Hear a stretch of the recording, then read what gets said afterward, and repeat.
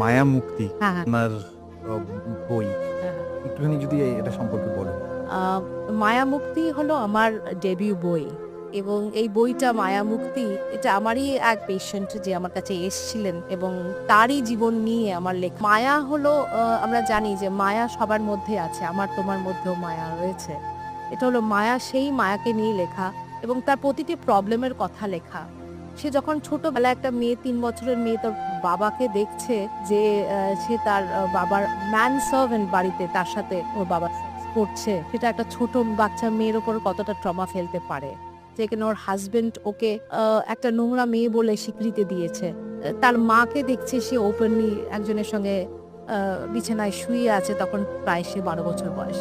তো এই জায়গায় গিয়ে মায়ার মানসিক অবস্থাটা কি গিয়ে দাঁড়ায় এবং মায়া কিভাবে লাস্টে মুক্তি পেল এই নিয়েই গল্পটা।